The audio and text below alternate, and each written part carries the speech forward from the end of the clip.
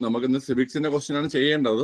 Okay, അപ്പോഴ് important ആക്സിന്റെ recent ആയിട്ട് ചോദിച്ചൊരു ക്വസ്റ്റ്യൻ ആണ് കേട്ടോ, അതായത് നമ്മുടെ പോക്സോന്ന്. ഓക്കെ, ഈ ഒരു ക്വസ്റ്റ്യൻ ഒന്ന് ചെയ്തേടാ, ഈ ഒരു ക്വസ്റ്റ്യൻ ഒന്ന് ചെയ്തേ.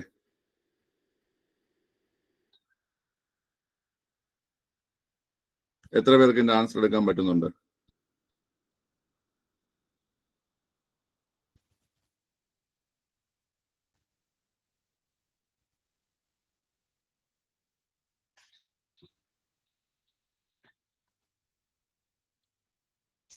ഇതിന്റെ ഉത്തരം കണ്ടെത്താൻ പറ്റുന്നവരൊന്ന് കണ്ടെത്തി ആൻസർ കമന്റ് ചെയ്തേ.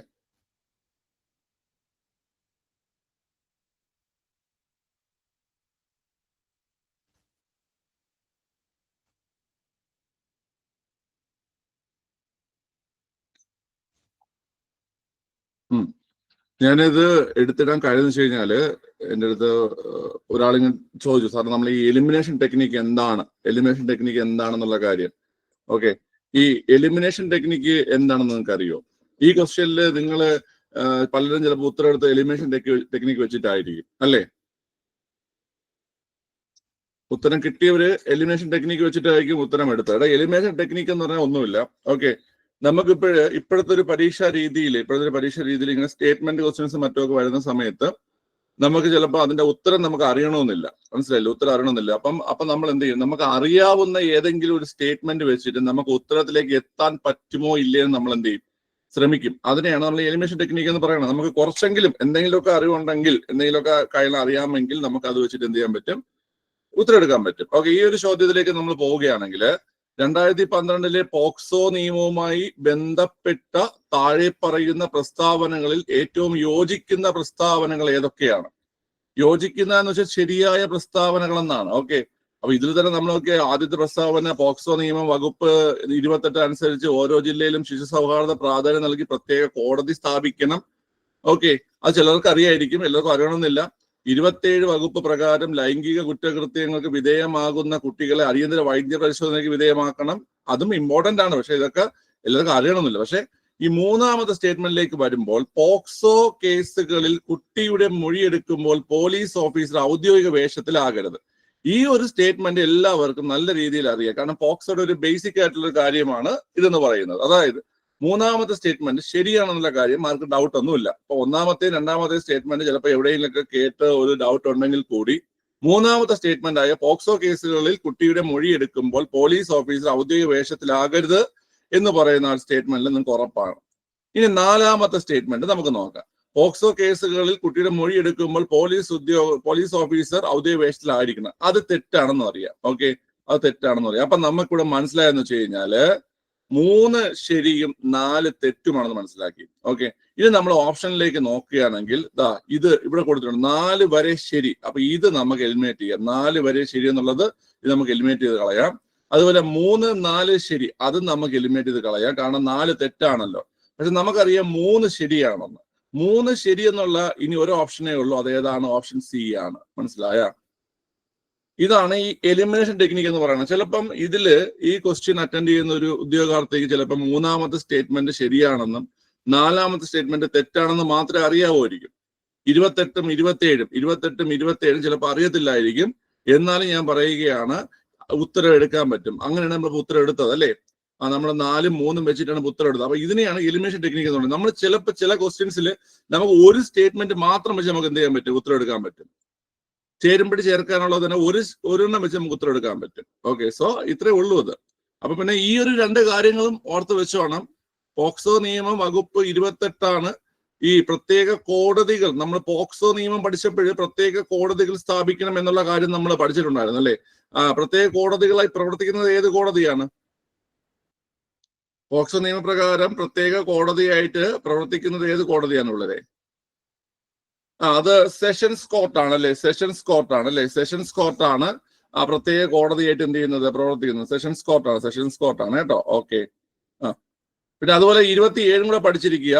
പോക്സോ നിയമത്തിന്റെ 27 വകുപ്പ് പ്രകാരം ലൈംഗിക കുറ്റകൃത്യത്തിന് വിധേയരാകുന്ന കുട്ടികളെ അടിയന്തര വൈദ്യ പരിശോധനയ്ക്ക് വിധേയരാക്കണം. അത് ഓർത്തിരിക്കുക കേട്ടോ. ക്ലിയർ ആണല്ലോ? 27 വൈദ്യ പരിശോധന, 28 പ്രത്യേക കോടതി. രണ്ടും നമുക്ക് പഠിച്ചിരിക്കുക അല്ലെങ്കിൽ ഇമ്പോർട്ടന്റ് അല്ലാത്ത വകുപ്പുകളല്ല, രണ്ടും ഇമ്പോർട്ടന്റ് തന്നെയാണ്. ഒരുപാട് ചോദ്യങ്ങൾ വരുന്ന വകുപ്പുകൾ തന്നെയാണ്. 27ഉം 28ഉം. 27 വൈദ്യ പരിശോധനയും 28 പ്രത്യേക കോടതിയുമാണ് കേട്ടോ. ഓക്കെ, ഈ പോക്സോ നിയമത്തിൽ നിങ്ങൾ മനസ്സിലാക്കേണ്ട ഒരു കാര്യം വെച്ചാൽ കുട്ടികൾക്കെതിരെയുള്ള എല്ലാ കുറ്റകൃത്യങ്ങളും പോക്സോ നിയമത്തിൽ വരുമോ? ഇല്ല, നമ്മളത് പഠിച്ചിട്ടുണ്ടല്ലേ. കുട്ടികൾക്കെതിരെയുള്ള എല്ലാ കുറ്റകൃത്യങ്ങളും പോക്സോ നിയമത്തിൽ വരത്തില്ല. കുട്ടികൾക്കെതിരെയുള്ള ലൈംഗിക കുറ്റകൃത്യങ്ങളാണ് അല്ലെ, കുട്ടികൾക്കെതിരെയുള്ള ലൈംഗിക കുറ്റകൃത്യങ്ങളാണ് ഏതിൽ വരുന്നത്? പോക്സോ നിയമത്തിന്റെ പരിധിയിൽ വരുന്നത് അല്ലെ. പോക്സോ നിയമത്തിന്റെ പരിധിയിൽ വരുന്നത് കുട്ടികൾക്കെതിരെയുള്ള ലൈംഗിക കുറ്റകൃത്യങ്ങളാണ്. ഓക്കെ, ക്ലിയർ അല്ലേ? ഓക്കെ, ശരി. അപ്പൊ നമുക്ക് ഇന്നത്തെ വർക്കൗട്ടിലേക്ക് പോവാം. അപ്പൊ ഇങ്ങനെയാണ് എലിമിനേറ്റ് ചെയ്യുന്നത് കേട്ടാ.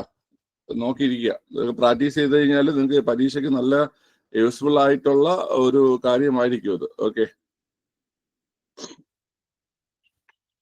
നമുക്ക് സിവിക്സ് ആണ് വർക്കൗട്ട് ചെയ്യേണ്ടത്. സിവിക്സ്. ഓക്കെ, അതായത് ഭരണവും ഭരണ സംവിധാനങ്ങളും.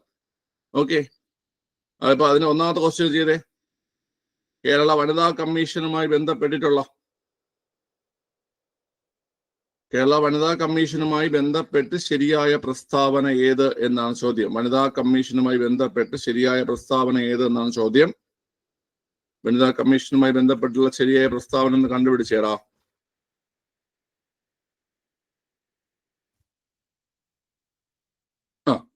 വനിതാ കമ്മീഷൻ വലിയ ഡൗട്ടിന്റെ ആവശ്യമൊന്നുമില്ല. അയ്യോ, ചെയർപേഴ്സൺ ശ്രീമതി സതീദേവി, കറക്റ്റല്ലേ? ചെയർപേഴ്സൺ, ഇപ്പോഴത്തെ ചെയർപേഴ്സൺ ആരാണ്? ശ്രീമതി സതീദേവി തന്നെയാണ് ഇപ്പോഴത്തെ ചെയർപേഴ്സൺ അല്ലെ. സതീദേവി തന്നെയാണ് ചെയർപേഴ്സൺ. സ്ത്രീകൾക്ക് ക്ഷേമവും സുരക്ഷിതത്വവും ഉറപ്പ് നൽകുവാനാണ് കമ്മീഷൻ രൂപീകൃതമായത്. സ്ത്രീകൾക്ക് ക്ഷേമവും സുരക്ഷിതത്വവും ഉറപ്പ് നൽകാനാണ് കമ്മീഷൻ രൂപീകൃതമായത്. ശരിയാണ്. രണ്ടാമത്തതും ശരിയാണ്. കമ്മീഷൻ ശിക്ഷാ നടപടികൾ സ്വീകരിക്കാനുള്ള അധികാരമുണ്ട്. ഞാൻ നിങ്ങൾക്ക് ലാസ്റ്റ് പഠിപ്പിച്ചപ്പോൾ ഞാൻ നിങ്ങൾക്ക് പറഞ്ഞതാണ്, വളരെ കമ്മീഷന്, ഒരു കമ്മീഷൻ, അതായത് നമ്മൾ ഈ പറയുന്ന മനുഷ്യാവകാശ കമ്മീഷൻ ആയിക്കോട്ടെ, ഈ പറയുന്ന വനിതാ കമ്മീഷൻ ആയിക്കോട്ടെ, ഇവർക്കൊന്നും ശിക്ഷിക്കാനുള്ള അധികാരമില്ല. ശിക്ഷാ നടപടികൾക്ക് ശുപാർശ ചെയ്യാൻ മാത്രമേ അധികാരമുള്ളൂ. പക്ഷെ ആ ഒരു പോയിന്റ് ബേസ് ചെയ്തിട്ട് നിങ്ങൾക്ക് ഇതുപോലെ ഒരുപാട് ക്വസ്റ്റ്യൻ കാണാൻ കഴിയും. ശിക്ഷാ നടപടികൾ സ്വീകരിക്കാൻ അധികാരമുണ്ടെന്ന് പറഞ്ഞിട്ട്. ഓക്കെ, അപ്പൊ ഇത് തെറ്റാണ്. അപ്പൊ നമുക്ക് ഇവിടെ ശരിയായിട്ടുള്ളത് ഏതൊക്കെയെന്ന് കേട്ട് കഴിഞ്ഞാൽ പിള്ളേരെ ഏതൊക്കെയാണ്? 1ഉം 2ഉമാണ് ശരിയായിട്ടുള്ളത്. ഓപ്ഷൻ സി ആണ് ഉത്തരമായിട്ട് വരുന്നത്. വനിതാ കമ്മീഷൻ 2 ദിവസം മുമ്പ് പറഞ്ഞതാണ്. ഓക്കെ, വനിതാ കമ്മീഷൻ ഒന്ന് ഓർത്ത് പറഞ്ഞ എപ്പോഴാണ് ഇത് നിയമ നിലയിൽ വന്നത് കേരളത്തില്?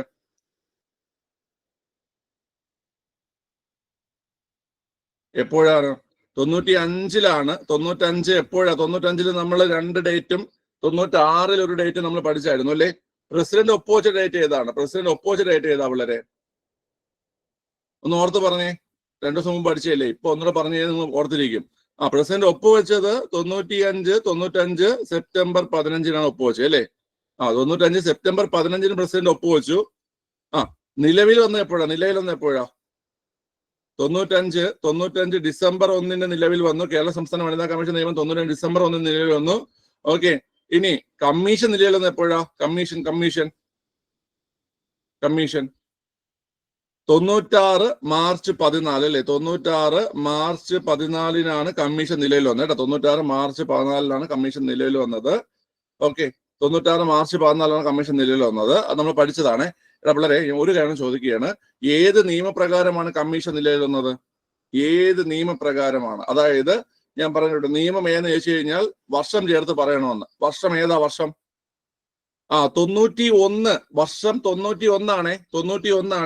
91-ലെ സംസ്ഥാന വനിതാ കമ്മീഷൻ നിയമം അല്ലെ? 91-ലെ സംസ്ഥാന വനിതാ കമ്മീഷൻ നിയമം 91-ലെ സംസ്ഥാന വനിതാ കമ്മീഷൻ നിയമപ്രകാരമാണ് നിലവിൽ വന്നത്. നമ്മൾ പഠിച്ചതാണേ.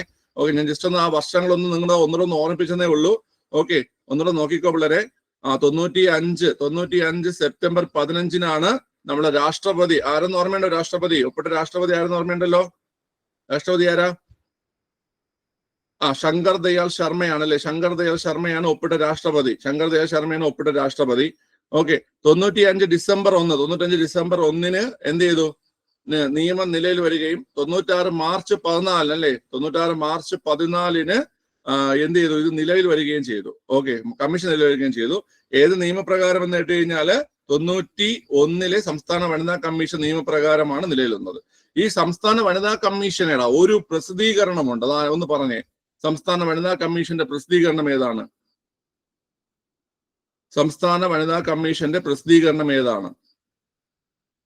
സംസ്ഥാന വനിതാ കമ്മീഷന്റെ പ്രസിദ്ധീകരണമാണ് ചോദിക്കുന്നതെങ്കിൽ സ്ത്രീ ശക്തി എന്ന് പറഞ്ഞു കൊടുക്കുക. സ്ത്രീ ശക്തിയാണ്. സംസ്ഥാന വനിതാ കമ്മീഷന്റെ പ്രസിദ്ധീകരണമാണെങ്കിൽ സ്ത്രീ ശക്തിയാണ്. സംസ്ഥാന വനിതാ കമ്മീഷന്റെ പ്രസിദ്ധീകരണമാണെങ്കിൽ സ്ത്രീ ശക്തിയാണ്.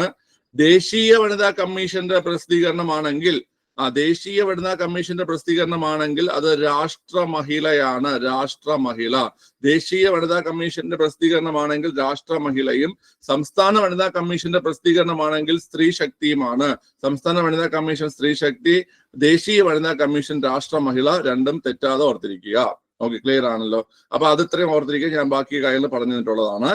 ഓക്കെ, ഇനി അടുത്ത ക്വസ്റ്റ്യനിലേക്ക് പോയടാ. കേരള സംസ്ഥാന തെരഞ്ഞെടുപ്പ് കമ്മീഷനുമായി ബന്ധപ്പെട്ട ശരിയായ പ്രസ്താവന ഏത്? കേരള സംസ്ഥാന തെരഞ്ഞെടുപ്പ് കമ്മീഷൻ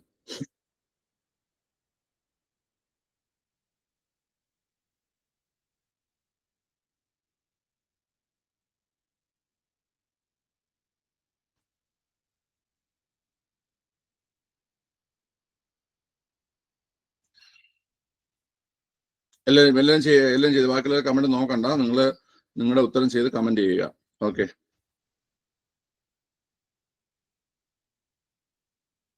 എല്ലാവരും കിട്ടിയോ?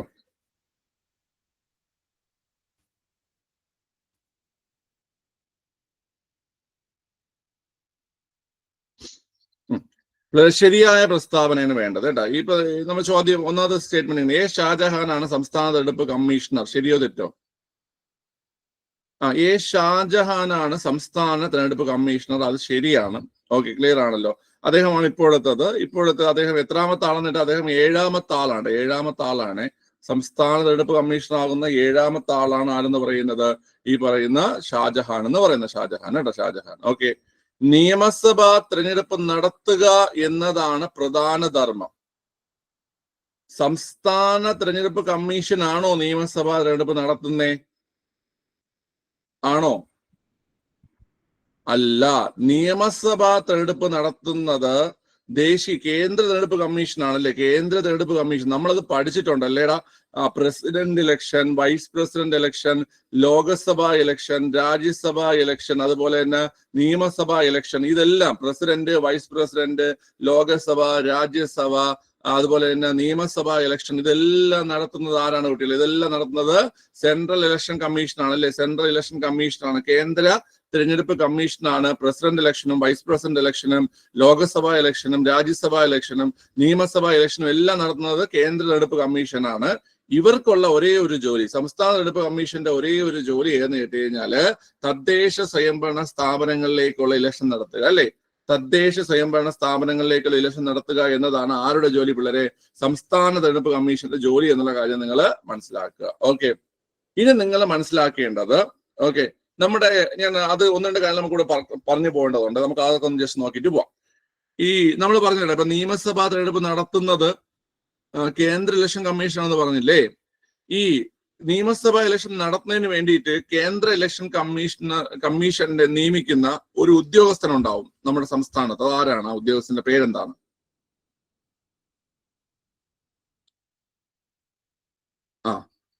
പിള്ളേരെ, ആ ഉദ്യോഗസ്ഥന്റെ പേര് നിങ്ങൾ ശ്രദ്ധിച്ച് കേട്ടോണേ. ആ ഉദ്യോഗസ്ഥന്റെ പേര് ചീഫ് ഇലക്ട്രൽ ഓഫീസർ എന്നാണ്. എന്താണ് പിള്ളേരെ? ചീഫ് ഇലക്ട്രൽ ഓഫീസർ എന്നാണ്. ഇവിടെ പേനയുടെ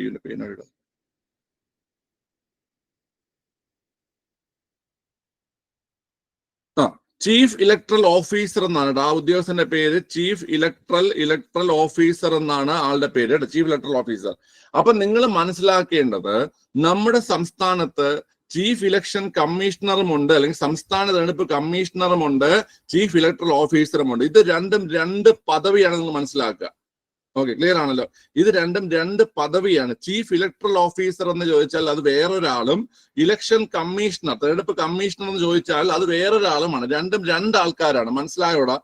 രണ്ടും രണ്ടാൾക്കാരാണ്. മാറിപ്പോവരുതേ. ഓക്കെ, എങ്കിൽ പറഞ്ഞേ ഇപ്പോഴത്തെ ചീഫ് ഇലക്ട്രൽ ഓഫീസർ ആരാണ്? ഇപ്പോഴത്തെ chief electoral officer Ratan U Kelkar ആണ്.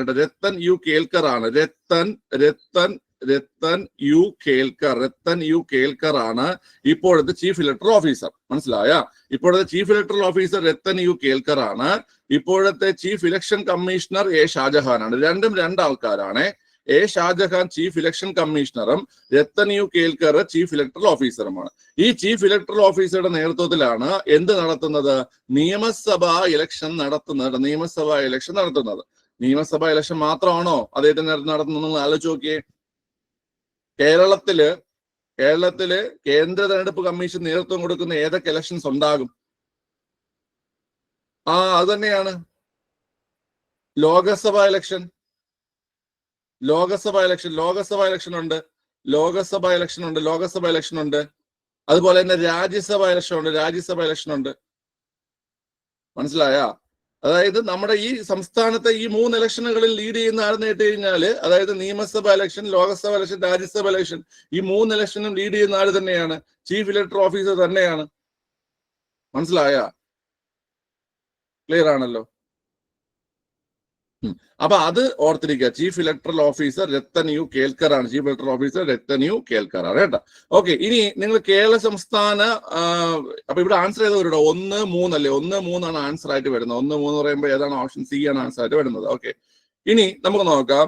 നമ്മള് കേന്ദ്ര ഇലക്ഷൻ കമ്മീഷൻ നമ്മൾ പഠിച്ചപ്പോൾ അത് പഠിച്ചിട്ടുണ്ട്. അതൊരു ഭരണഘടനാ സ്ഥാപനമാണ് നമ്മൾ പഠിച്ചിട്ടുണ്ടല്ലോ. അതൊരു ഭരണഘടനാ സ്ഥാപനമാണ്.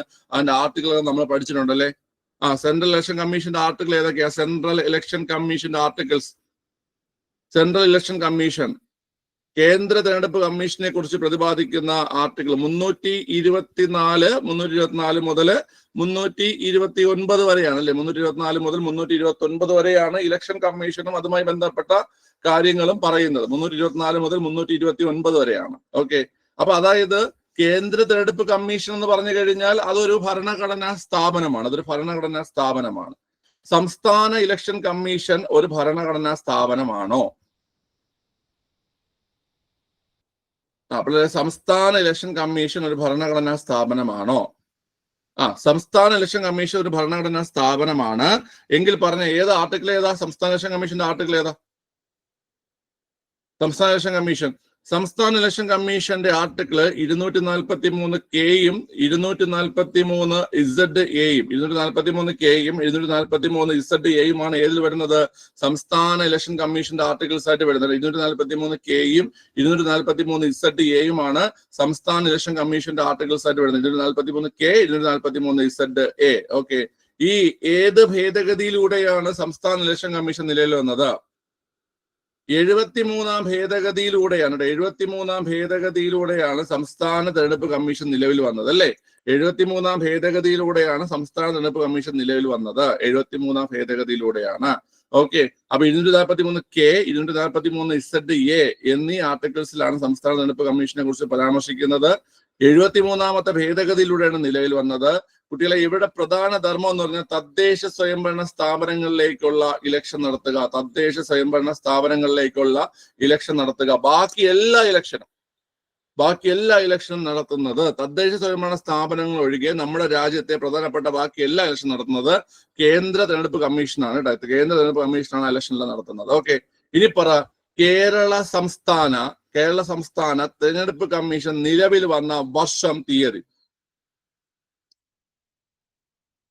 കേരള സംസ്ഥാന തെരഞ്ഞെടുപ്പ് കമ്മീഷൻ നിലവിൽ വന്ന വർഷം, തീയതി 1993 ഡിസംബർ മാസം 3-നാണ്. 1993 ഡിസംബർ മാസം 3-നാണ് കേരള സംസ്ഥാന തെരഞ്ഞെടുപ്പ് കമ്മീഷൻ നിലവിൽ വന്നത്. അപ്പൊ ഇത് ഓർത്തിരിക്കണം. 93 അവിടെ ഒരു 3 ഉണ്ട്, ഡിസംബറിൽ ഒരു 3 ഉണ്ട്. ഡിസംബർ 3, ആ 3-നെ തിരിച്ചിട്ട് നമുക്ക് എന്ന് കിട്ടും കേട്ടോ. അപ്പൊ ഇലക്ഷൻ കമ്മീഷൻ ഡേറ്റ് പഠിക്കാനാണ് നിങ്ങൾ ഈ 2, 3 എന്ന് ഓർത്ത് വെച്ചിരുന്നാൽ മതി. ആ 3 തിരിച്ചിട്ട് എന്ന് കിട്ടും കേട്ടോ. അത് ഒന്ന് കണക്ട് ചെയ്യാൻ പറ്റും. ഓർക്കാൻ പറ്റാത്ത ആൾക്കാർ അങ്ങനെ ഓർത്ത് വെച്ചിരുന്നത് 93 ഡിസംബർ 3. അപ്പൊ ആ 3 തിരിച്ചിട്ട് നമുക്ക് എന്ന് കിട്ടും. അപ്പൊ ഇലക്ഷൻ കമ്മീഷൻ 93 ഡിസംബർ 3 കേട്ടോ. അപ്പൊ നമ്മൾ വനിതാ കമ്മീഷൻ, കേരളത്തിലെ പ്രധാനപ്പെട്ട കമ്മീഷനാണ് വനിതാ കമ്മീഷൻ, 96 മാർച്ച് 14. എങ്കിൽ ആർക്ക് പറയാം? കേരള സംസ്ഥാന മനുഷ്യാവകാശ കമ്മീഷൻ നിലവിൽ വന്ന വർഷവും തീയതി മാർക്ക് പറയാം. കേരള സംസ്ഥാന മനുഷ്യാവകാശ കമ്മീഷൻ നിലവിൽ വന്ന വർഷവും തീയതി മാർക്ക് പറയാം. കേരള സംസ്ഥാന പിള്ളേരെ കേരള സംസ്ഥാന മനുഷ്യാവകാശ കമ്മീഷൻ നിലവിൽ വന്നത് 1998 98 ഡിസംബർ 11 അല്ലേ? 98 ഡിസംബർ 11. ഓക്കെ, കേരള സംസ്ഥാനം പിള്ളേരെ കേരള സംസ്ഥാന മനുഷ്യാവകാശ കമ്മീഷൻ കേട്ടോ. ഓക്കെ, നിലവിൽ വന്നത് 1998 ഡിസംബർ മാസം 11. ഡിസംബർ മാസം 11. ഈ മൂന്ന് തീയതികൾ നിങ്ങൾക്ക് വളരെ ഇമ്പോർട്ടന്റ് ആണ്. ഒന്ന്, വനിതാ കമ്മീഷൻ 96 മാർച്ച് 14. വനിതാ കമ്മീഷൻ 96 മാർച്ച് 14. 96 മാർച്ച് 14 സംസ്ഥാന വനിതാ കമ്മീഷൻ. അടുത്ത election commission 93 December 3. Election commission 93 December 3 Kerala സംസ്ഥാന ഇലക്ഷൻ കമ്മീഷൻ നിലവിൽ വന്നത്. ഓക്കെ, അടുത്ത് കേരള സംസ്ഥാന മനുഷ്യാവകാശ കമ്മീഷൻ നിലവിൽ വന്നത് 1998 ഡിസംബർ 11. 98 ഡിസംബർ 11 കേരള സംസ്ഥാന മനുഷ്യാവകാശ കമ്മീഷൻ നിലവിൽ വന്നത്. ഓക്കെ, മനസ്സിലായോ?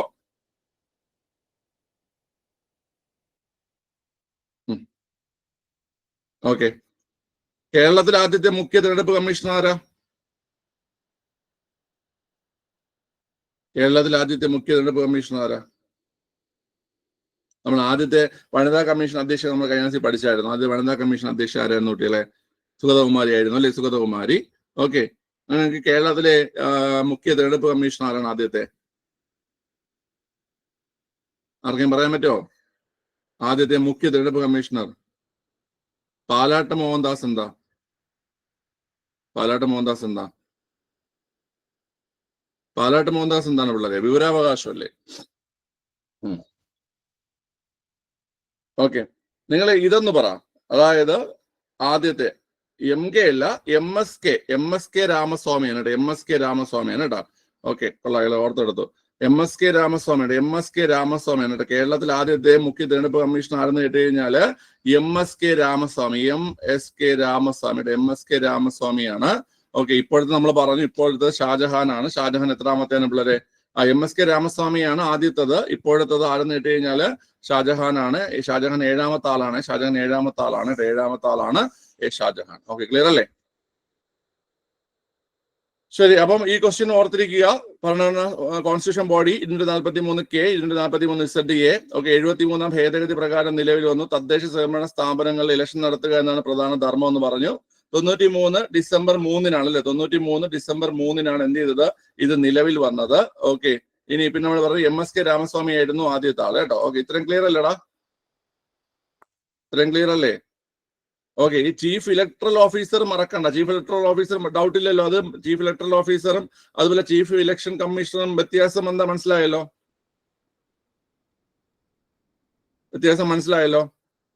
ഓക്കെ, ആളുടെ പേര് മാറിപ്പോവരുതേ. Chief electoral officer. എടാ പിന്നെ അത് മലയാളത്തിൽ ചോദിക്കുമ്പോൾ എങ്ങനെ വരും? ചീഫ് ഇലക്ട്രൽ ഓഫീസറുടെ മലയാളം എന്ന് പറഞ്ഞാണ്.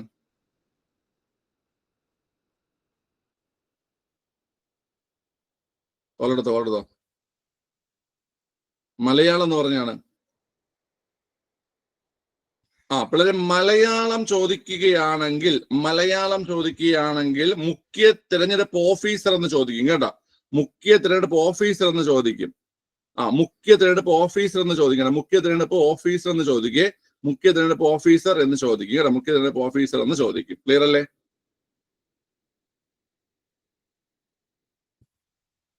ഓക്കെ, ബാക്കി രണ്ട് കാര്യങ്ങളും ഓർത്തിരിക്കുക.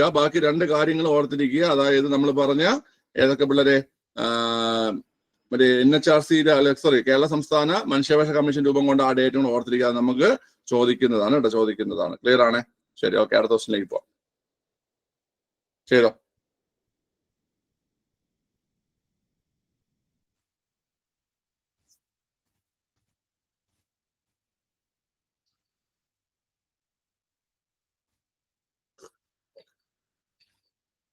എല്ലാരും കമന്റ് ചെയ്തേ. എല്ലാവർക്കും അറിയാവുന്ന ഉത്തരം കമന്റ് ചെയ്തേ.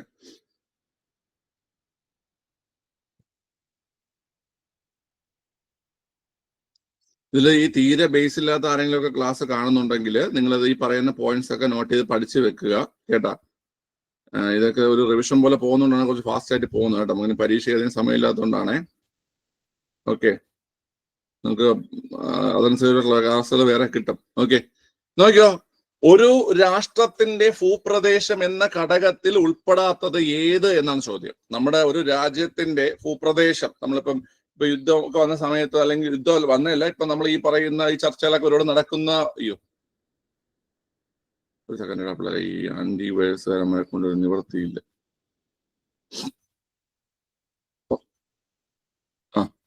അപ്പൊ അതുമായി ബന്ധപ്പെട്ടൊക്കെ നമ്മൾ ഒരുപാട് കേൾക്കുന്നുണ്ട്. നമ്മളെ ഈ ഭൂപ്രദേശം അതുമായി ബന്ധപ്പെട്ട കാര്യങ്ങളൊക്കെ നമ്മൾ കേൾക്കുന്നുണ്ട് അല്ലെ പിള്ളേരെ? ഓക്കെ, ഒരു രാജ്യത്തിന്റെ കരമേഖല നമ്മുടെ ഭൂപ്രദേശത്ത് വരണല്ലേ? നമ്മുടെ കരമേഖല നമ്മുടെ ഭൂപ്രദേശത്ത് വരും അല്ലേ? ഒരു രാജ്യത്തിന്റെ വായുമേഖല നമുക്ക് അത് തന്നെയാണ് നമ്മളിപ്പം ഈ ഒരു വാർത്ത നിങ്ങൾ കണ്ടു കാണും. അതായത് നമ്മളിപ്പം പാകിസ്ഥാന്റെ വ്യോമാതിർത്തിയിലുള്ള അല്ല ഇന്ത്യൻ വിമാനങ്ങൾ സഞ്ചരിക്കുന്നതെന്നുള്ള കാര്യം നിങ്ങൾ വായിച്ചായിരുന്നോ? ഇപ്പൊ ഈ പറയുന്ന പഹൽഗാം അറ്റാക്കിന് ശേഷം പാകിസ്ഥാന്റെ ഈ എയർ റൂട്ടിലൂടെ അല്ലെങ്കിൽ പാകിസ്ഥാന്റെ വ്യോമാതിർത്തിയിലൂടെ ഇന്ത്യൻ വിമാനങ്ങൾ സഞ്ചരിക്കുന്നില്ല. അതുകൊണ്ട് ഇപ്പം ഈ വിമാനങ്ങൾക്ക് അധിക ചെലവ് വരുന്നുവെന്നും അധിക സമയം വരുന്നു എന്നൊക്കെ പറഞ്ഞൊരു വാർത്തയൊക്കെ ഇപ്പൊ വരുന്നുണ്ടായിരുന്നു. അതായത് നമുക്ക് ഈ കര മാത്രമല്ല അതിർത്തി ഉള്ളത്, നമുക്ക് ഈ മുകളിലുള്ള, അതായത് നമ്മൾ ഈ കാണുന്ന നമ്മുടെ ഇന്ത്യയുടെ മുകളിലുള്ളത് ഇന്ത്യയുടെ വായുമേഖലയാണ്. ക്ലിയർ ആണല്ലോ? ശരി. ഇനി ഒരു രാജ്യത്തിന്റെ തീരത്ത് നിന്നും 12 നോട്ടിക്കൽ മൈലിന് അപ്പുറത്തുള്ള സമുദ്രമേഖല. പിള്ളേരെ, ഈ 12 നോട്ടിക്കൽ മൈലിന് ഉള്ളിലായിരുന്നെങ്കിൽ അത് നമ്മുടെ അതിർത്തിയായനെ അല്ലേ? 12 നോട്ടിക്കൽ മൈലിന് ഉള്ളിലായിരുന്നെങ്കിൽ അത് നമ്മുടേതായേനെ. പക്ഷെ 12 നോട്ടിക്കൽ മൈലിന് അപ്പുറത്തുള്ള സമുദ്രമേഖലയാണെങ്കിൽ അത് നമ്മുടെ ആയിരിക്കത്തില്ല. അപ്പൊ അവിടെ ആൻസർ ആയിട്ട് വരുന്നത് ഓപ്ഷൻ സി ആണ് കേട്ടോ. ഓപ്ഷൻ സി ആണ്. ഓക്കെ, ആ രാജ്യത്തിന്റെ തീരപ്രദേശത്ത് പിന്നെ നമ്മുടെ രാജ്യത്തിന്റെ തീരപ്രദേശത്ത് നമ്മുടെ തന്നെയാണല്ലേ? ഓക്കെ, ക്ലിയർ ആണല്ലോ? അപ്പം ഈ ഒരു 4 കാര്യങ്ങൾ ഓർത്തിരിക്കുക. ഒരു രാഷ്ട്രത്തിന്റെ ഭൂപ്രദേശം എന്ന് പറഞ്ഞു കഴിഞ്ഞാൽ കരമേഖല, വായുമേഖല, രാജ്യത്തിന്റെ തീരത്ത് നിന്ന് 12 നോട്ടിക്കൽ മൈൽ ഉള്ളിലുള്ള പ്രദേശങ്ങൾ കേട്ടാ, പിന്നെ നമ്മുടെ രാജ്യത്തിന്റെ തീരപ്രദേശം. ഈ 4 കാര്യങ്ങളാണ് നമ്മുടെ ഭൂപ്രദേശത്തിന്റെ ഭാഗമായിട്ട് വരുന്നത്. ഇവിടെ ഈ നോട്ടിക്കൽ മൈല് ഇത് തമ്മിൽ വ്യത്യാസം എന്താണ്? ഒരു മൈൽ എത്ര കിലോമീറ്ററാ? ഒരു മൈൽ എത്ര കിലോമീറ്റർ ആണ്? ആർക്ക് പറയാം? എന്നാ ആരും ഉണ്ടല്ല. എടാ, നിനക്കൊക്കെ അറിഞ്ഞൂടെ? കൊച്ചിലെ സ്കൂളിൽ പഠിക്കുന്ന സാധനമാണ് ഈ ഒരു മൈൽ എത്രയെന്ന്. ആർക്കെങ്കിലും വന്നു? 1.609. പിള്ളേരെ, ഒരു മൈൽ എന്ന് പറഞ്ഞു കഴിഞ്ഞാൽ 1.609 കിലോമീറ്റർ ആണ്. ഒരു മൈൽ എന്ന് പറഞ്ഞു കഴിഞ്ഞാൽ 1.609 കിലോമീറ്റർ. ഒരു മൈൽ എത്രയാ കുട്ടികളെ? 1.609 കിലോമീറ്റർ ആണ് ഒരു മൈൽ എന്ന് പറയുന്നത്. ക്ലിയർ ആണല്ലോ? എങ്കിൽ പറ, ഒരു നോട്ടിക്കൽ മൈൽ എന്ന് പറഞ്ഞാൽ എത്രയാണ്? ഒരു നോട്ടിക്കൽ മൈൽ എന്ന് പറഞ്ഞാൽ ഒരു നോട്ടിക്കൽ മൈൽ എന്ന് പറഞ്ഞാൽ 1.853 കിലോമീറ്റർ. 1.853 കിലോമീറ്റർ. നിങ്ങൾ 1.8 കിലോമീറ്ററും 1.6 കിലോമീറ്റർ ഓർത്തിരിക്കുക. ചിലപ്പോൾ ഈ ബാക്കിയുള്ള നമ്പേഴ്സ് നമ്മൾ ചോദിക്കുക. ഒരു മൈൽ എന്ന് പറഞ്ഞാൽ 1.6 കിലോമീറ്റർ ആണ്. കറക്റ്റ് പറഞ്ഞാൽ 1.609 കിലോമീറ്റർ. ഇനി ഒരു നോട്ടിക്കൽ മൈൽ എന്ന് പറഞ്ഞു കഴിഞ്ഞാൽ 1.8 കിലോമീറ്റർ ആണ്. കറക്റ്റ് പറഞ്ഞു കഴിഞ്ഞാൽ 1.853 കിലോമീറ്റർ. ഓക്കെ അല്ലേടാ? ഓക്കെ, നമുക്ക് ഈ കഴിഞ്ഞ പ്രിലിംസിന് നമുക്കൊരു ചോദ്യം ഉണ്ടായിരുന്നേ. പ്രിലിംസിന് നമുക്ക് ഒരു ചോദ്യമാണ്, ഒരു രാജ്യത്തിന്റെ സാമ്പത്തിക അതിർത്തിയിൽ ഉൾപ്പെടാത്തത് ഏത് എന്നൊരു ചോദ്യം. നിങ്ങൾ കണ്ടായിട്ട് ഓർക്കുന്നു? നമ്മൾ വർക്കൗട്ട് ചെയ്തിട്ടുണ്ടായിരുന്നു ആ ക്വസ്റ്റ്യൻ. സാമ്പത്തിക അതിർത്തി നമ്മൾ SCRL പറയുന്നതാണ്. SCRL പറയുന്നതാണ്. ഓക്കെ, സാമ്പത്തിക അതിർത്തിയിൽ നിങ്ങൾ ഒരു കാര്യം ഓർത്തിരുന്നാൽ വളരെ, ആ ഒരു പോയിന്റ് നിങ്ങൾക്ക് ഓർത്ത് കാണാൻ ഉത്തരം എഴുതാൻ പറ്റും. അതായത് നമ്മുടെ രാജ്യത്ത് വേറെ രാജ്യങ്ങളുടെ എംബസി ഓഫീസുകളൊക്കെ ഉണ്ടാവും അല്ലെ? വേറെ രാജ്യത്തിന്റെ എംബസി ഓഫീസുകൾ, ഹൈ കമ്മീഷൻ ഓഫീസൊക്കെ ഉണ്ടാവും. ഇപ്പൊ തന്നെ നമ്മുടെ ഈ പാകിസ്ഥാൻ പ്രതിനിധിയോട് ഇന്ത്യ വിട്ടു പോകാനൊക്കെ നമ്മൾ ആവശ്യപ്പെട്ടതായിട്ട് നിങ്ങൾ കണ്ടില്ലായിരുന്ന? കാരണം എല്ലാ രാജ്യത്തിന്റെയും എംബസി ഓഫീസുകളും മറ്റുമൊക്കെ നമ്മുടെ രാജ്യത്തുണ്ടാവും. മനസ്സിലായില്ലേ? ഈ ഒരു എംബസി ഓഫീസുകളിൽ വരുന്ന ഒരു എംബസി ഓഫീസുകൾ നമ്മുടെ ഒരു സാമ്പത്തിക അതിർത്തിയിൽ വരുന്ന കാര്യമാണോ? അവിടുത്തെ ആൾക്കാർക്ക് ശമ്പളം കൊടുക്കുന്നത് നമ്മളാണോ? അല്ല, അവിടെ ഓരോ രാജ്യങ്ങളും. അപ്പൊ നിങ്ങൾ മനസ്സിലാക്കുക, ഈ ഒരു പോയിന്റ് ഓർത്ത് നിങ്ങൾക്ക് കിട്ടും. ഇന്ത്യക്ക് അകത്തുള്ള മറ്റു രാജ്യങ്ങളുടെ എംബസി ഓഫീസുകൾ ഇന്ത്യയുടെ സാമ്പത്തിക അതിർത്തിയിൽ വരുന്ന കാര്യമല്ല. മനസ്സിലായോ? ഇന്ത്യക്കകത്തുള്ള മറ്റു രാജ്യങ്ങളുടെ എംബസി ഓഫീസുകൾ നമ്മുടെ രാജ്യത്തിന്റെ സാമ്പത്തിക അതിർത്തിയിൽ വരുന്നതല്ല എന്നുള്ള കാര്യം നിങ്ങൾ ഓർത്തിരിക്കുക. ആ ഒരു പോയിന്റ് ഓർത്തിരുന്നാൽ നിങ്ങൾക്ക് ആ ഒരു കാര്യം മനസ്സിലാക്കാൻ പറ്റും. ഓക്കെ, ക്ലിയർ ആണല്ലോ? ശരി. അപ്പൊ അതുപോലെ ഭൂപ്രദേശവും ഓർത്തിരിക്കുക. വിദേശത്തുള്ള ഇന്ത്യയുടെ എംബസികൾ, ഇന്ത്യയുടെ സ്ഥാനപതി ഓഫീസുകൾ നമ്മുടെ കീഴിൽ വരുന്നതാണ്, നമ്മുടെ സാമ്പത്തിക അതിർത്തിയിൽ വരുന്നതാണ്. മനസ്സിലായ? കാരണം അവിടെയുള്ള ആൾക്കാർക്ക് സാലറി കൊടുക്കുന്നത് നമ്മളല്ലേടാ. നിങ്ങൾക്ക് ആ പോയിന്റ് മനസ്സിലായ? വിദേശത്തുള്ള ഇപ്പൊ നമ്മൾ IFS ഉദ്യോഗസ്ഥർ, ഇന്ത്യൻ ഫോറിൻ സർവീസ് ഉദ്യോഗസ്ഥരായിരിക്കും ഈ പറയുന്ന വിദേശ രാജ്യങ്ങളിൽ ഇന്ത്യൻ എംബസികളിൽ വർക്ക് ചെയ്യുന്നത്. ആ പോയിന്റ് കിട്ടിയത് നിങ്ങൾക്ക്? അപ്പൊ അവർക്ക് സാലറി എടുക്കണം നമ്മളാണ് കൊടുക്കുന്നത്, അല്ലേ? ഇന്ത്യക്കാരാ കൊടുക്കുന്നത്. അപ്പൊ അവര് നമ്മുടെ സാമ്പത്തിക അതിർത്തിയിൽ വരും. അതായത് വിദേശ രാജ്യത്ത് ഉള്ള ഇന്ത്യൻ എംബസികൾ അത് ഇന്ത്യയുടെ സാമ്പത്തിക അതിർത്തിയിൽ വരും. എന്നാൽ ഇന്ത്യക്കകത്തുള്ള മറ്റു രാജ്യങ്ങളുടെ എംബസികൾ ഇന്ത്യയുടെ സാമ്പത്തിക അതിർത്തിയിൽ വരത്തില്ല. സെറ്റല്ലേ? ഓക്കെ, സെറ്റാണ്. അടുത്ത ചോദ്യം, ഒരു രാഷ്ട്രത്തിന്റെ അടിസ്ഥാന ഘടകങ്ങൾ ഉൾപ്പെടാത്തത് ഏതെന്നാണ്?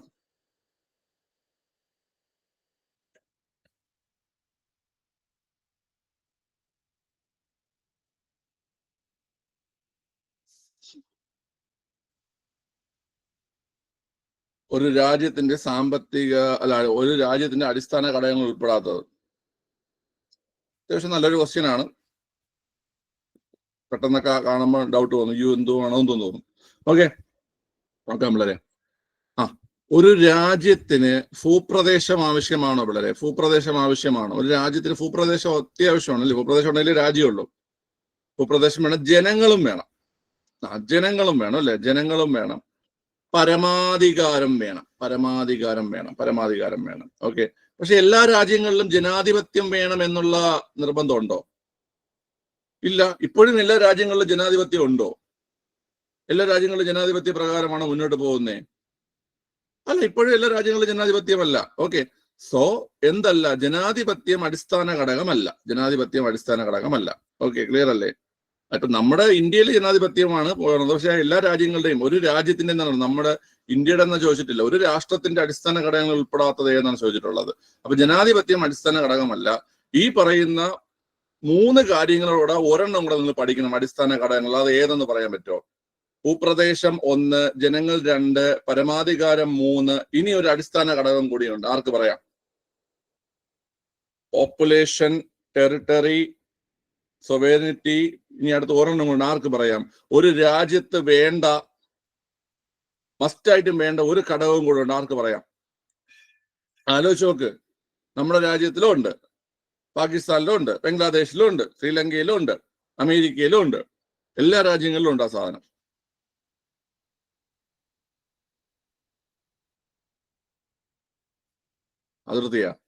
അതിർത്തി ഭൂപ്രദേശത്ത് വരും.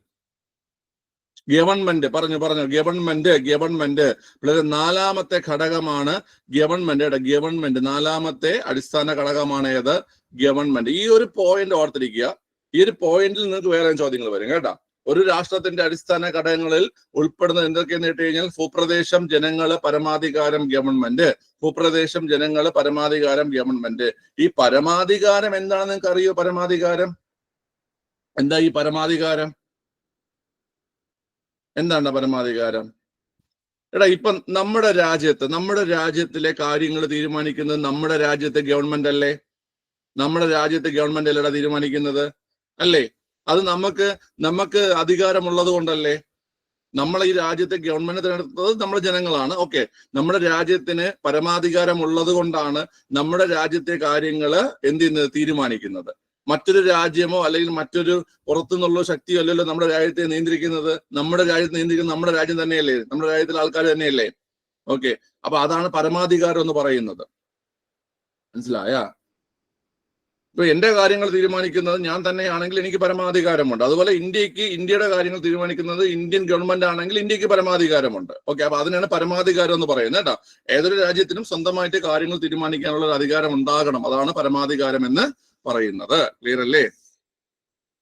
നമുക്ക് എപ്പോഴാ പരമാധികാരം കിട്ടിയത്? നമ്മൾ എപ്പോഴാ പരമാധികാര രാഷ്ട്രമായത്? ഇന്ത്യ എപ്പോഴാ പരമാധികാര രാഷ്ട്രമായത്? പറഞ്ഞേ.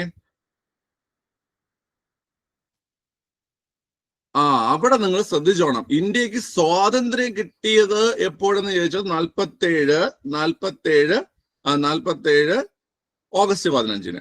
എന്നാൽ ഇന്ത്യ എപ്പോഴാണ് ഒരു പരമാധികാര രാഷ്ട്രമായി എന്ന് കേട്ട് കഴിഞ്ഞാൽ ഇന്ത്യ ഒരു പരമാധികാര രാഷ്ട്രമെന്ന് എഴുതിയിരിക്കുന്നത് ഭരണഘടനയിലാണ് അല്ലേ?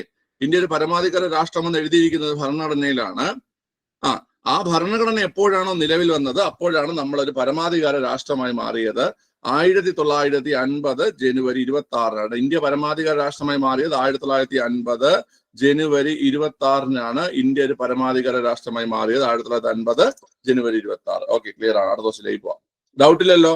അടിസ്ഥാന ഘടകങ്ങൾ: ഭൂപ്രദേശം, ജനങ്ങള്, പരമാധികാരം, ഗവൺമെന്റ്. ഈ 4 കാര്യങ്ങൾ ഒരു രാജ്യത്തിനുണ്ടായിരിക്കണം.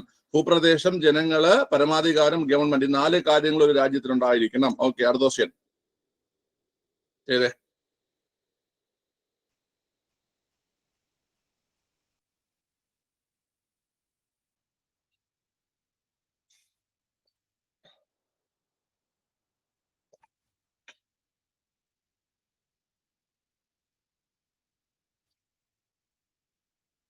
ശ്രദ്ധിച്ച് ചെയ്യണേ.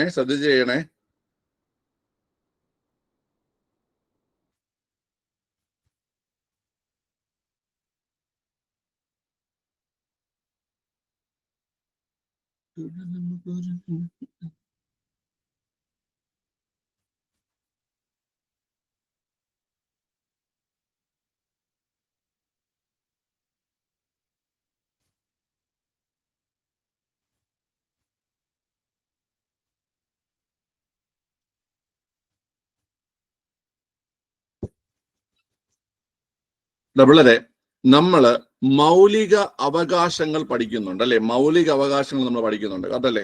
മൗലിക അവകാശങ്ങൾ പഠിക്കുന്നുണ്ട്. ഓക്കെ, നമ്മള് മൗലിക അവകാശങ്ങളിൽ ഉൾപ്പെടാത്ത ചില അവകാശങ്ങൾ മാർഗനിർദ്ദേശക തത്വങ്ങളിൽ ഉൾപ്പെടുത്തിയിട്ടുണ്ട് എന്ന് നമ്മൾ പറഞ്ഞായിരുന്നു.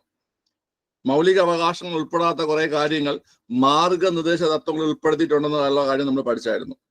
ഓക്കെ, അതുമല്ലാതെ നമുക്ക് നിയമാവകാശങ്ങൾ നമ്മൾ പറഞ്ഞു. നിയമപ്രകാരം നമുക്ക് ലഭിക്കുന്ന അവകാശങ്ങൾ നമ്മൾ പറഞ്ഞായിരുന്നു അല്ലെ? നിയമപ്രകാരം ഒന്ന് ഓർത്ത് പറഞ്ഞിടാ, ഞാൻ പഠിപ്പിച്ചതാണ്.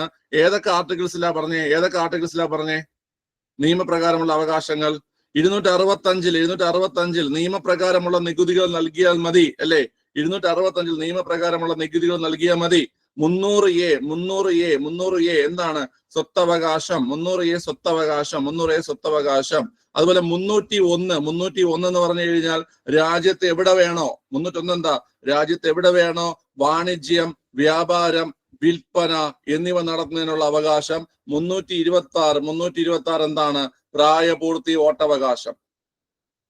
പ്രായപൂർത്തി വോട്ടവകാശം. ഇതൊക്കെ 265 പറയുന്ന നികുതികളുമായി ബന്ധപ്പെട്ട അവകാശം, 300A പറയുന്ന സ്വത്തവകാശം, 301 പറയുന്ന വാണിജ്യം, വ്യാപാരം, വിൽപ്പന അതുമായി ബന്ധപ്പെട്ട അവകാശം, പിന്നെ 326 പറയുന്ന വോട്ടവകാശം, പ്രായപൂർത്തി വോട്ടവകാശം. ഈ പറയുന്നതെല്ലാം നമ്മുടെ നിയമാവകാശങ്ങളിൽ വരുന്ന കാര്യങ്ങളാണ്. ഓക്കെ, ക്ലിയർ ആണല്ലോ? ഇനി നിങ്ങൾ ശ്രദ്ധിക്കേണ്ട ഒരു കാര്യം എന്ന് പറഞ്ഞു കഴിഞ്ഞാല്, ഈ വോട്ടവകാശം നമ്മൾ വോട്ട് ചെയ്യുന്നത് നമ്മൾ എന്തിനു വേണ്ടിയിട്ടാണ്? നമ്മുടെ രാഷ്ട്ര നിർമ്മാണത്തിന് ആവശ്യമായിട്ടുള്ള ഒരു രാഷ്ട്രീയ പ്രവൃത്തിക്ക് വേണ്ടിയിട്ടാണ് നമ്മൾ വോട്ട് ചെയ്യുന്നത് അല്ലെ? ഈ 326 പറയുന്ന വോട്ടവകാശം അതൊരു നിയമാവകാശം മാത്രമല്ല, അതൊരു രാഷ്ട്രീയ അവകാശം കൂടിയാണ്. ഇത് അങ്ങനെ തന്നെ ഡിഗ്രി ലെവലിൽ ചോദിച്ചിട്ടുണ്ട് കേട്ടോ. പ്രായപൂർത്തി വോട്ടവകാശം നിയമാവകാശവും രാഷ്ട്രീയ അവകാശവുമാണ്, രണ്ടുമാണ് കേട്ടോ. ഓർത്ത് വെച്ചോളാം കേട്ടോ. ഓക്കെ, ആ ഒരു പോയിന്റ് എഴുതിനോട്ടെ. ഇനി നമുക്ക് നോക്കാം രാഷ്ട്രീയ അവകാശങ്ങൾ ഏതൊക്കെയാന്ന് നോക്കാടാ. ഔദ്യോഗിക സ്ഥാനങ്ങൾ വഹിക്കാനുള്ള അവകാശം രാഷ്ട്രീയ അവകാശമാണോ? ഔദ്യോഗിക സ്ഥാനങ്ങൾ വഹിക്കാനുള്ള അവകാശം, ഔദ്യോഗിക സ്ഥാനങ്ങൾ വഹിക്കാനുള്ള അവകാശം രാഷ്ട്രീയ അവകാശമാണ്. ഗവൺമെന്റിനെ വിമർശിക്കാനുള്ള അവകാശം രാഷ്ട്രീയ അവകാശമാണോ? നമുക്ക് ഗവൺമെന്റിനെ വിമർശിക്കാനൊക്കെ പറ്റുമോ? നമുക്ക് ഗവൺമെന്റിനെ വിമർശിക്കാം. നമുക്ക് ഈ നമ്മുടെ രാജ്യത്ത് നമുക്ക് ഗവൺമെന്റിനെ വിമർശിക്കാനുള്ള അവകാശമുണ്ട്. ഓക്കെ, ക്ലിയർ ആണല്ലോ? ഒരു കുഴപ്പമില്ല. നിങ്ങൾക്ക് വിമർശിക്കാം, എനിക്ക് വിമർശിക്കാം, ഏതൊരു വ്യക്തിക്കും എന്ത് ചെയ്യാം? ഗവൺമെന്റിനെ വിമർശിക്കാനുള്ള അവകാശമുണ്ട്. മനസ്സിലായ? മുമ്പ് ഈ സോഷ്യൽ മീഡിയ വഴി ഗവൺമെന്റിനെയൊക്കെ വിമർശിക്കുകയായിരുന്നു, അല്ലെങ്കിൽ ദൃശ്യമാധ്യമങ്ങൾ വഴി ഗവൺമെന്റിനെ വിമർശിക്കുന്ന അത് തടയാൻ വേണ്ടിയിട്ടാണ് ഈ ഗവൺമെന്റ് ഒരു IT സെക്ഷൻ ഉപയോഗിക്കുമായിരുന്നു. അതായത് ഗവൺമെന്റിനെതിരെയൊക്കെ എന്തെങ്കിലും വിമർശനം പറഞ്ഞു കഴിഞ്ഞാൽ അവർക്കെതിരെ കേസെടുക്കുമായിരുന്നു IT സെക്ഷൻ വെച്ചിട്ട്. അത് ഏത് ആക്ട് ഏത് സെക്ഷൻ ഓർമ്മയുണ്ടോ? അത് റിമൂവ് ചെയ്തു സുപ്രീം കോടതി. നിങ്ങൾക്ക് പറഞ്ഞു തന്നിട്ടുണ്ട് 66A. 66A സുപ്രീം കോടതി എടുത്ത് കളയാൻ കാരണം തന്നെ എന്താണ് പിള്ളേരെ? ഈ ഗവൺമെന്റിനെയൊക്കെ ഈ പറയുന്ന ദൃശ്യമാധ്യമങ്ങളിലൂടെ വിമർശിക്കുന്നത് കാരണമാണ് എന്ത് ചെയ്തത്? ഈ 66A എന്ത് ചെയ്ത് അതിനെതിരെ ഈ വിമർശിക്കുന്ന ആൾക്കാർക്കെതിരെ ഗവൺമെന്റ് അനാവശ്യമായി ഇത് യൂസ് ചെയ്യാൻ തുടങ്ങി. 66A എന്ന് പറഞ്ഞ സെക്ഷൻ യൂസ് ചെയ്യാൻ തുടങ്ങിയോണ്ടാണ് അതിനെന്ത് ചെയ്ത് റിമൂവ് ചെയ്ത് കളഞ്ഞത്. അതിന് കാരണമായ കേസൊക്കെ നമ്മൾ പഠിച്ചായിരുന്നു അല്ലേ? അതിന് കാരണമായ കേസ് നമ്മൾ പഠിച്ചായിരുന്നു. 66A റിമൂവ് ചെയ്യാൻ കാരണമായ case 2015 Shreya Singhal versus Union of India case അല്ലെ? Shreya Singhal versus Union of India കേസാണ് ഓക്കെ അതിന് കാരണമായിട്ടുള്ള കേസ് എന്ന് പറയുന്നത്. ഓക്കെ, അടുത്ത് അപ്പൊ അത് ഓക്കെ. അപ്പൊ ഗവൺമെന്റ് വിമർശിക്കാനുള്ള അവകാശമുണ്ട്. അടുത്ത്, ഇന്ത്യയിൽ ഉടനീളം സഞ്ചരിക്കാനുള്ള അവകാശം രാഷ്ട്രീയ അവകാശമാണോ? ഇന്ത്യയിൽ ഉടനീളം സഞ്ചരിക്കാനുള്ള അവകാശം രാഷ്ട്രീയ അവകാശമാണോ? അത് നമ്മൾ പഠിക്കുന്നുണ്ട്, നമ്മുടെ അവകാശം തന്നെയാണ്. അത് മൗലിക അവകാശങ്ങളിൽ വരുന്ന മൗലിക സ്വാതന്ത്ര്യമാണ് അല്ലെ പിള്ളേരെ? മൗലിക സ്വാതന്ത്ര്യമാണ്. നമ്മൾ ആർട്ടിക്കിൾ അറിയാം. ഇന്ത്യയിൽ ഉടനീളം സഞ്ചരിക്കാനുള്ള അവകാശം ഏത് ആർട്ടിക്കിളാണ് പറയുന്നേ? 19(1)D അല്ലേ? 19(1)D എന്ന് പറയുന്ന ആർട്ടിക്കിളിലാണ്. 19(1)D എന്ന് പറയുന്ന ആർട്ടിക്കിളിലാണ് ഇന്ത്യയിലുടനീളം സഞ്ചരിക്കാനുള്ള അവകാശം പറയുന്നത്. അതെ, 19(1)D എന്ന ആർട്ടിക്കിളിലാണ് ഇന്ത്യയിലുടനീളം സഞ്ചരിക്കാനുള്ള അവകാശം പറയുന്നത്. 19(1)D എന്ന ആർട്ടിക്കിളിലാണ് കേട്ടോ. അടുത്ത്, സാർവത്രിക പ്രായപൂർത്തി വോട്ടവകാശവും രാഷ്ട്രീയ അവകാശം തന്നെയാണ്. ഓക്കെ, അപ്പൊ ഏതൊക്കെ വരും പിള്ളേരെ? 1, 2, 4. 1, 2, 4. ഓക്കെ, അപ്പൊ നമുക്ക് ഇവിടെ 3 എണ്ണം കിട്ടിയേ. നമുക്ക് 3 എണ്ണം കിട്ടി. രാഷ്ട്രീയ അവകാശങ്ങൾ നമ്മൾ 3 എണ്ണം പഠിച്ചേ ഇവിടെ. ഓക്കെ, ഔദ്യോഗിക സ്ഥാനങ്ങൾ വഹിക്കാം, ഗവൺമെന്റ് വിമർശിക്കാം, സാർവത്രിക വോട്ടവകാശം. ഇനി ഒരെണ്ണവും കൂടെ ഉണ്ട്, പ്രധാനപ്പെട്ട ഒരെണ്ണവും കൂടെ ഉണ്ട്. 1 അല്ല 2 എണ്ണം വരും രാഷ്ട്രീയ അവകാശങ്ങൾ.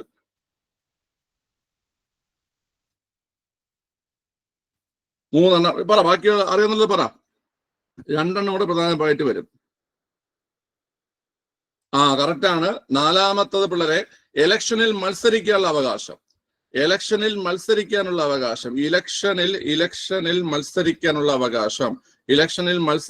അവകാശം രാഷ്ട്രീയ അവകാശമാണ്. ഇലക്ഷനിൽ മത്സരിക്കാനുള്ള അവകാശം രാഷ്ട്രീയ അവകാശമാണ് കേട്ടോ. ഓക്കെ പിള്ളേരെ, നമ്മുടെ രാജ്യത്ത് ആർക്കാണ് ഒരു രാഷ്ട്രീയ സംഘടന രൂപീകരിക്കാൻ കഴിയുന്നത്? നമ്മുടെ രാജ്യത്ത് ആർക്കാണ് ഒരു രാഷ്ട്രീയ സംഘടന രൂപീകരിക്കാൻ കഴിയുന്നത്? ആർക്ക് വേണോ രാഷ്ട്രീയ സംഘടന രൂപീകരിക്കാൻ കഴിയത്തില്ലേ? എല്ലാവർക്കും രൂപീകരിക്കാം. അപ്പൊ അത് നമ്മുടെ ഒരു രാഷ്ട്രീയ അവകാശമല്ലേ? സംഘടന രൂപീകരിക്കുക എന്ന് പറഞ്ഞാൽ, രാഷ്ട്രീയ സംഘടന രൂപീകരിക്കുക എന്ന് പറഞ്ഞു കഴിഞ്ഞാല് അപ്പൊ നിങ്ങളത് ഓർത്ത് വെച്ചോണം. നമ്മൾ സംഘടനകൾ രൂപീകരിക്കുക, നമ്മൾ മൗലിക അവകാശം നമ്മൾ പഠിക്കുന്നുണ്ട് അല്ലെ? സംഘടനകൾ രൂപീകരിക്കാനുള്ള അവകാശം അത് ഏത് ആർട്ടിക്കിളിലാണ് പറയുന്നേ? സംഘടനകൾ രൂപീകരിക്കാനുള്ള അവകാശം ഏത് ആർട്ടിക്കിളിലാണ് പറയുന്നേ? 19(1)(C)യിലാണ് അല്ലെ? സംഘടനകൾ 19(1)(C) സി ഫോർ സംഘടന. 19(1)(C) എന്ന് പറഞ്ഞാൽ സംഘടന രൂപീകരിക്കാനുള്ള സ്വാതന്ത്ര്യമാണ്. അപ്പൊ സംഘടനകൾ രൂപീകരിക്കാനുള്ള സ്വാതന്ത്ര്യം അല്ലെങ്കിൽ അവകാശം, അല്ലെങ്കിൽ രാഷ്ട്രീയ സംഘടന രൂപീകരിക്കാനുള്ള അവകാശം, അത് രാഷ്ട്രീയ അവകാശം കൂടിയാണ് കേട്ടോ. മനസ്സിലായ? സംഘടനകൾ, രാഷ്ട്രീയ സംഘടനകൾ അല്ലെങ്കിൽ രാഷ്ട്രീയ പാർട്ടികൾ രൂപീകരിക്കാനുള്ള അവകാശം നമ്മുടെ രാജ്യത്ത് ഉണ്ട്. ഓക്കെ, ക്ലിയർ അല്ലേ? ഇനി അടുത്ത് നിങ്ങൾ പറയാം പിള്ളേരെ, രാഷ്ട്രീയ അവകാശങ്ങൾ ഇന്ത്യൻ പൗരന്മാർക്ക് മാത്രമേ ലഭ്യമാകൂ എന്ന് പറഞ്ഞാൽ ശരിയോ തെറ്റോ? രാഷ്ട്രീയ അവകാശങ്ങൾ ഇന്ത്യൻ പൗരൻ മാത്രമേ ലഭ്യമാകൂ എന്ന് പറഞ്ഞാൽ ശരിയോ തെറ്റോ? ശരിയാണ് അല്ലേ? രാഷ്ട്രീയ അവകാശങ്ങൾ ഇന്ത്യൻ പൗരന് മാത്രമാണ് ലഭിക്കുക. ഇന്ത്യൻ പൗരന് മാത്രമാണ് ലഭിക്കുക. രാഷ്ട്രീയ അവകാശങ്ങൾ ഇന്ത്യൻ പൗരന് മാത്രമാണ് ലഭിക്കുക. ഓക്കെ, അപ്പൊ ഈ പറയുന്ന ഓർത്തിരിക്കുക: 1 ഔദ്യോഗിക സ്ഥാനങ്ങൾ വഹിക്കാനുള്ള അവകാശം, 2 ഗവൺമെന്റ് വിമർശിക്കാനുള്ള അവകാശം, 3 പ്രായപൂർത്തി വോട്ടവകാശം അല്ലെങ്കിൽ സാർവത്രിക പ്രായപൂർത്തി വോട്ടവകാശം, 4 ഇലക്ഷനിൽ മത്സരിക്കാനുള്ള അവകാശം, 5 രാഷ്ട്രീയ സംഘടന രൂപീകരിക്കാനുള്ള അവകാശം. ഇതെല്ലാം രാഷ്ട്രീയ അവകാശങ്ങളാണെന്നുള്ള കാര്യം നിങ്ങൾ മനസ്സിലാക്കുക. ഈ സാർവത്രിക വോട്ടവകാശം എന്ന് പറഞ്ഞു കഴിഞ്ഞാല് നമ്മുടെ നിയമ അവകാശമാണ്. നമുക്ക് വോട്ടവകാശത്തെ നമ്മൾ ലംഘിച്ചു കഴിഞ്ഞാൽ നമുക്ക് കോടതിയെ സമീപിക്കാൻ പറ്റും. മനസ്സിലായില്ലേ? അത് കോടതിയെ സമീപിക്കാൻ പറ്റുന്ന നിയമ അവകാശവുമാണ്. അതുപോലെ തന്നെ നമുക്ക് വോട്ട് ചെയ്യുക എന്ന് പറഞ്ഞു കഴിഞ്ഞാൽ നമ്മുടെ ഈ ഗവൺമെന്റിനെ തിരഞ്ഞെടുക്കുന്ന ഒരു രാഷ്ട്രീയ പ്രവർത്തനത്തിന്റെ ഭാഗമായിട്ടുള്ള ഒരു രാഷ്ട്രീയ അവകാശവുമാണ്. അത്രേ ഉള്ളൂ. ഇവിടെ നിയമാവകാശം എന്ന് പറഞ്ഞു കഴിഞ്ഞാൽ നമുക്ക് അത് ലംഘിക്കപ്പെടുകയാണെങ്കിൽ നമുക്ക് കോടതിയെ സമീപിക്കാൻ പറ്റും. മനസ്സിലായില്ലേ? അതാണ് നിയമാവകാശം എന്ന് പറയുന്നത്. അതായത് ഈ പ്രായപൂർത്തി വോട്ടവകാശം എന്ന് പറഞ്ഞു കഴിഞ്ഞാൽ നിയമാവകാശവുമാണ്, അതുപോലെ തന്നെ രാഷ്ട്രീയ അവകാശവുമാണ് കേട്ടോ. നിയമാവകാശവുമാണ്, അതുപോലെ രാഷ്ട്രീയ അവകാശവുമാണ്. അത്രേ ഉള്ളൂ. അടുത്ത് ഉദ്യോഗസ്ഥ വൃന്ദം ഒരു ഗവൺമെന്റിന്റെ ഏത് വിഭാഗത്തിൽ പെടുന്നു?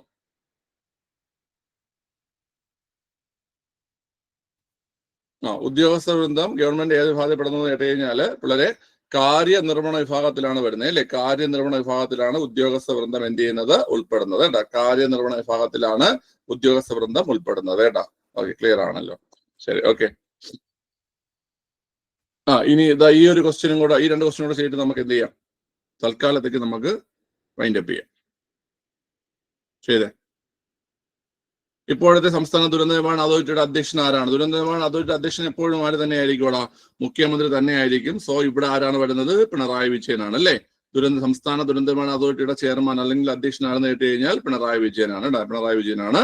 ഓക്കെ, ഓപ്ഷൻ ഡി ആണ് ആൻസർ ആയിട്ട് വരുന്നത് കേട്ടോ. ദുരന്ത നിവാരണ അതോറിറ്റിയുടെ വേറൊരു ക്വസ്റ്റ്യൻ വരുന്നുണ്ട്, അപ്പൊ നമുക്ക് ഡീറ്റെയിൽ ആയിട്ട് അത് നോക്കാം.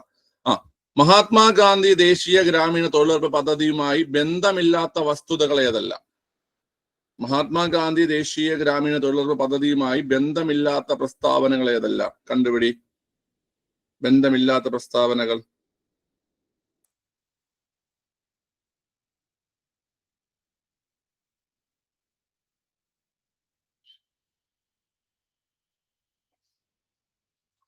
അങ്ങോട്ട് കിട്ടണല്ലേ? ഓപ്ഷനിൽ ചെറിയ വിഷയം പോലെ തോന്നണല്ലേ?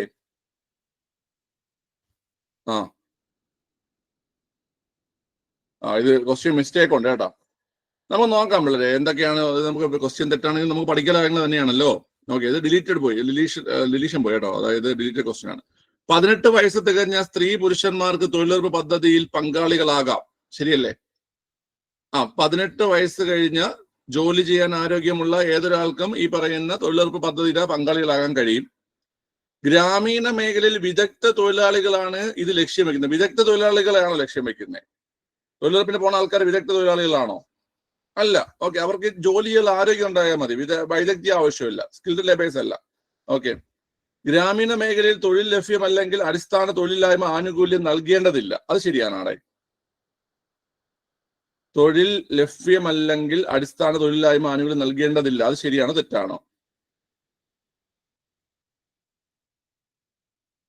അത് ശരിയാണ്. അല്ല, അത് ശരിയാണ് കേട്ടോ, അത് ശരിയാണ്.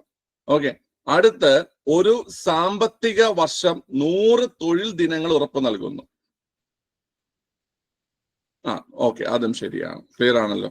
അപ്പൊ വളരെ ഈ പറയുന്നതിൽ നമുക്ക് കറക്റ്റ് ഓപ്ഷൻ ഇല്ലാത്തത് കൊണ്ടാണ്. ബന്ധമില്ലാത്ത വസ്തുതകൾ എന്ന് പറയുമ്പോൾ നമുക്ക് 2 മാത്രമേ വരുന്നുള്ളൂ. ഓക്കെ, അപ്പൊ അങ്ങനെ ഒരു ഓപ്ഷൻ ഇല്ലാത്തത് കൊണ്ടാണ് എന്ത് ചെയ്തത്, ഈ ക്വസ്റ്റ്യൻ PSC ഡിലീറ്റ് ചെയ്തത്. ഓക്കെ, നമുക്കിനി ബാക്കിയൊക്കെ പഠിക്കാണ്ട് ഇല്ലെങ്കിൽ ഇതും കൂടെ ചെയ്യും. ഈ 2 ക്വസ്റ്റ്യൻ ചെയ്ത് എളുപ്പമുള്ള ക്വസ്റ്റ്യനാണ്. നിങ്ങൾ കേട്ടുപോ.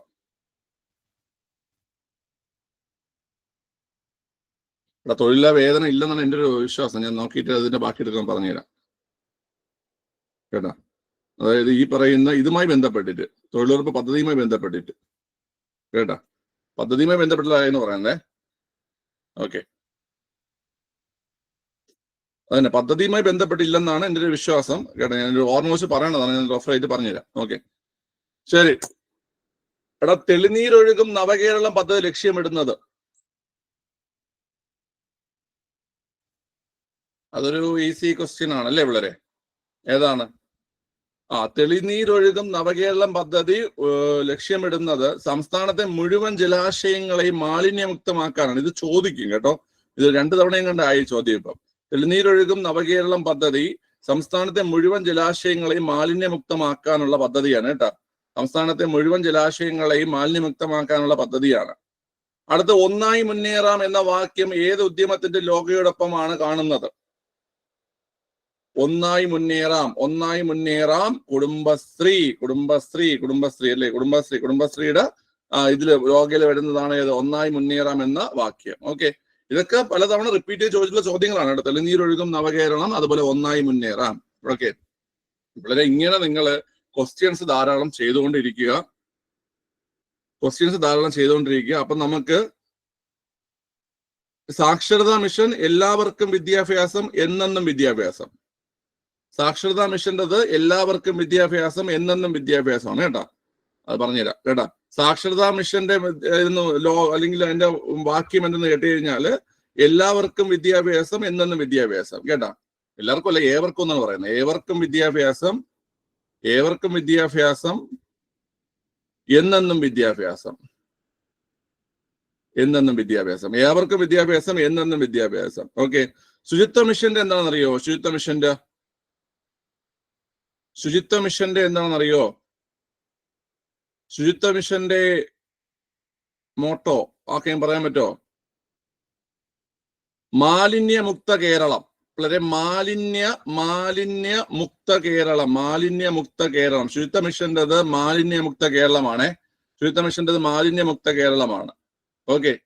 പിന്നെ നമുക്ക് റീസെന്റ് ആയിട്ട് ചോദിച്ചതാണ് ജീവിതം തന്നെ ലഹരി. ജീവിതം തന്നെ ലഹരി, ജീവിതം തന്നെ ലഹരി. എന്തിന്റെയാണ് ജീവിതം തന്നെ ലഹരി? എക്സൈസ് പരീക്ഷ ചോദിച്ചതാ. എക്സൈസ് ഓഫീസർ പരീക്ഷ ചോദിച്ചു ജീവിതം തന്നെ ലഹരി എന്താണ്? ജീവിത ലഹരി. കേരളത്തിലെ ലഹരി വിരുദ്ധ ഒരു പദ്ധതിയുണ്ട്. എക്സൈസ് വിമുക്തി. അതെ, വിമുക്തി പദ്ധതിയുടെ മോട്ടോയാണ് വിമുക്തി പദ്ധതിയുടെ മോട്ടോയാണ് ഏത് പറയുന്നത്? ജീവിതം തന്നെ ലഹരി എന്ന് പറയുന്നത്. അപ്പൊ ജീവിതം തന്നെ ലഹരി വിമുക്തി പദ്ധതിയുടെ ആ ഒരു വാക്യമാണ് കേട്ടോ. ക്ലിയർ ആണല്ലോ? അപ്പൊ ഇത് ഓർത്തിരിക്കുക. ഒന്നായി മുന്നേറാം കുടുംബശ്രീയാണ്. അടുത്ത് സാക്ഷരതാ മിഷൻ, ഏവർക്കും വിദ്യാഭ്യാസം, എന്നെന്നും വിദ്യാഭ്യാസം, ഏവർക്കും വിദ്യാഭ്യാസം, എന്നെന്നും വിദ്യാഭ്യാസം. ശുചിത്വ മിഷന്റേത് മാലിന്യമുക്ത കേരളം. അടുത്ത് വിമുക്തി പദ്ധതിയുടേത് ജീവിതം തന്നെ ലഹരി വിമുക്തി പദ്ധതിയുടെ മോട്ടോയാണ്. ഓക്കെ, ക്ലിയർ ആണല്ലോ? ക്ലിയർ ആണ്. ഓക്കെ, ശരി. നമുക്കത് ദുരന്ത നിവാരണ അതോറിറ്റിയുടെ ഘടനയൊക്കെ പഠിക്കാണ്ട് നമുക്കത് അടുത്ത വർക്കൗട്ടിൽ നമുക്ക് എന്ത് ചെയ്യാം, പഠിക്കാം. ഓക്കെ.